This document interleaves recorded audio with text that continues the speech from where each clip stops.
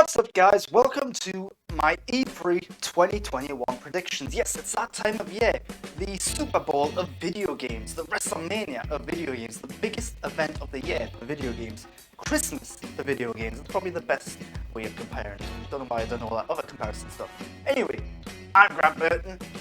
I've wrote a few things about video games in my life. I know some stuff about video games. So here are my 2021 video game predictions. First up, Starfield. So we're all talking about Starfield, and yet we don't know anything about this game except who's making it. And we of course know the name and a bit of art and title work. So I'm predicting this year we are going to see a new trailer for Starfield. We probably won't get a solid release date. I don't think it's coming out this year. I think it'll be 2022 at the earliest. But prediction number one is Starfield will be there. We will see a trailer. We'll have a much better idea of what this game is. And I think it's going to be a cross between like Mass Effect and The Outer Worlds. They may give us a release window of 2022 if it is indeed coming out in 2022. Next up, Fable. Another game we don't know too much about. We know who's making it. We saw a little CGI cutscene video that sets the mood and tone of it. I think we're going to see a little bit more. I think we're actually going to see what this game actually looks like, a bit more in-game footage. Again, this game's not coming out for a while. I think we're talking 2023 here for this game, because we're also going to be seeing Forza Horizon 5, which is going to be their big push for what's coming out this year. So, Forza Horizon 5, this is one of my predictions. We'll get a full reveal trailer, release date, everything, and we'll also see a little bit of Fable to say, hey, this is what's coming in the future.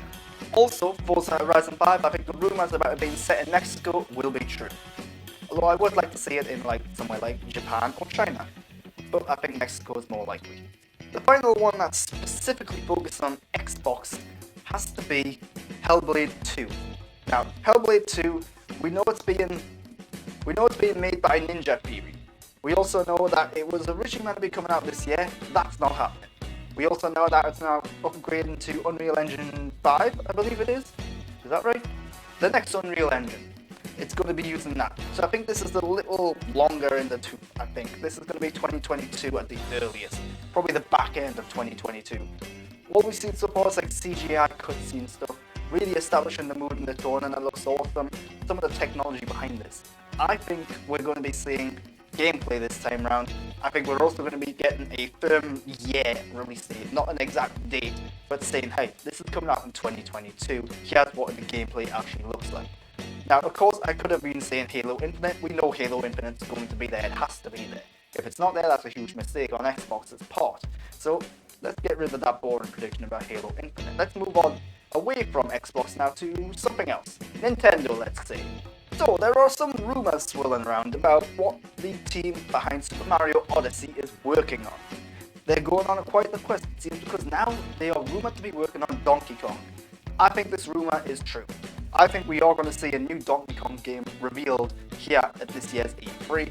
I think it's going to be a much more like an open world kind of thing, along the lines of Mario Odyssey, but with Donkey Kong.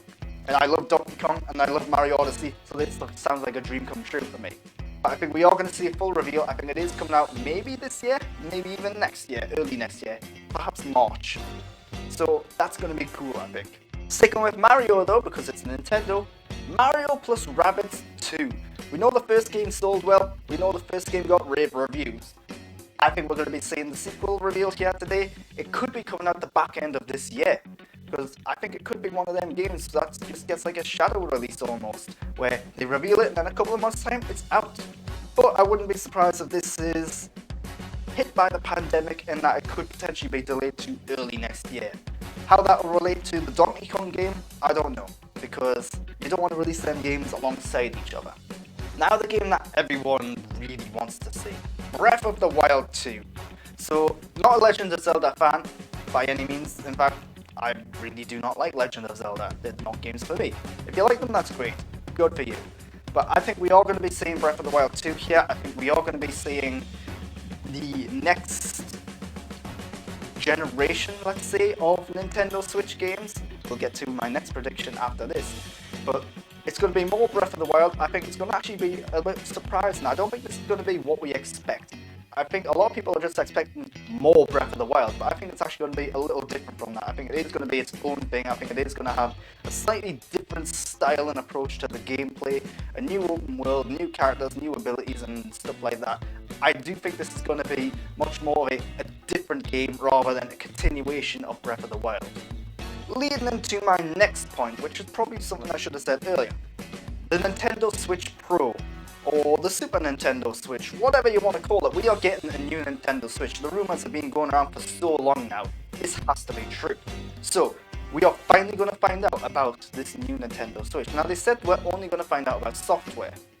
I think they were fibbing a little bit. And that's led a lot of people to think that we're going to find out about this new Switch prior to E3. Well, as of recording it's Wednesday, they are doing their thing on Tuesday, so there is still time for that. But I think we are actually going to start off their E3 presentation with the reveal of the new Nintendo Switch. And I think it's going to be exactly what we think it is. A OLED screen capable of 4K gaming, hopefully with HDR as well. Imagine what some of these games will look like in HDR. The colours will just pop. It'll be amazing. So yeah, new Nintendo Switch, that will be revealed. I think they wanted to release fall this year, and I think Breath of the Wild 2 will probably want to release alongside it, but I wouldn't be surprised if this is also a spring 2022 game, or console rather. Because, you know, there are some chip shortages out there, there are some issues with supply and demand. Now, let's go on to some more miscellaneous predictions. Got 3 more to go.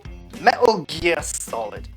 Wow, what a brilliant game. 1998, a long time ago. We then got that GameCube remake, remaster, and you know, it was what it was. There are some issues with it. I do think it is the best way to play that game. Sadly though, those are the only 2 ways to play it, on the PS1, on the GameCube, or if you've got PS Now, I think you can stream it, and I think you can actually play it on PC now. But it's dated, especially in terms of the visuals. It's time for a remake. Yes, a remake, not a remaster. I think we will find out about this Metal Gear Solid remake. Konami was working on something, whether it be Metal Gear Solid, Castlevania, or something completely different, we don't know. Obviously, Hideo Kojima isn't involved, especially if Konami is involved. So, who's making this? I don't know. It could be Konami, they could just be doing it in the new Fox engine. That would be great.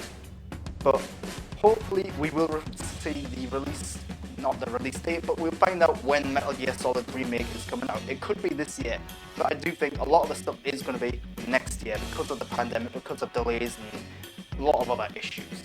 Resident Evil 4 Remake. We know this game's being made. We don't know much else. There are rumors going out there. There have been certain leaks, but I don't think the leaks have actually been confirmed. Some saying that Leon's got like a new military style look to him and maybe even a beard and stuff like that. I think there were rumors about how the director or someone who left because it was too similar to the original Resident Evil 4 and Capcom wanted it to be a bit different. So I do think we're going to find out especially what Resident Evil 4 Remake is. Capcom is doing an event there. We are going to find out about the future of Resident Evil. So I do think this is the next big thing. I think it's going to be released in early 2022 again. And yeah, this is one of them games which is going to have a mixed response because a lot of people really love Resident Evil 4. Personally, I think it's a little overrated.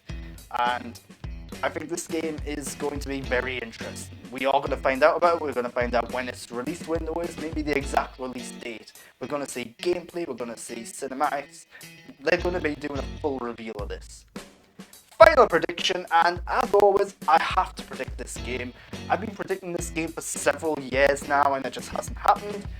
And sadly, something came out earlier this week which probably means this game just isn't happening at all, but I have to hold on to hope. Splinter Cell. Where the hell is Splinter Cell?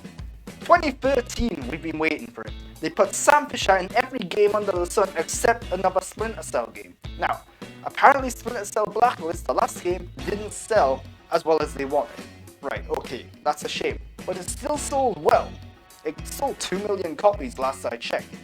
And it got rave reviews. Yeah, Michael Ironside wasn't the voice of Sam Fisher, that was a little disappointing, but the game was good and it sold well by usual standards. Why haven't we seen the sequel? Well, the gaming world has moved on. single player, narrative, linear, 10-hour-ish story-driven games aren't the biggest selling point in the video game industry right now. It's a shame, but that's kind of how it is. So, are we gonna get a new evolution of Splinter Cell? Is it gonna be open world? Is it gonna have online components? The past games did actually have online components. Maybe they're gonna play about with that. I don't know what a new Splinter Cell is. I don't know what a modern Splinter Cell is. I can imagine it being a bit like Ghost Recon Breakpoint or Badlands or whatever, but with a bit more of a stealth focus. That would be cool. I can imagine it being a bit like Metal Gear Solid 5 with Phantom Pain. That's probably what it should be. Add in some multiplayer components in there as well. But there's a ton of potential for Splinter Cell. People are craving Splinter Cell. I miss Sam Fisher. I don't want to play a multiplayer Sam Fisher game where I'm facing up against someone from Ghost Recon and someone else from The Division. That's the leak that came out this week, which means that Splinter Cell probably isn't happening, but god damn it, I am crossing my fingers in hope. And that is all I have to predict about this year's E3. I hope you've liked this video, I hope you got your own predictions, and I hope they come true, because we all want to play video games. Now, if you've liked this video, subscribe to my channel to get more content like this, and follow me on Twitter and Instagram at @the_GrantBurton. Also, why not follow me on twitch.tv/the_GrantBurton as well, where I stream every week. Until next time though, thanks for watching. Let's see what my predictions come to be. Will they be true? Will they be false? Who knows? Until next time, thanks for watching.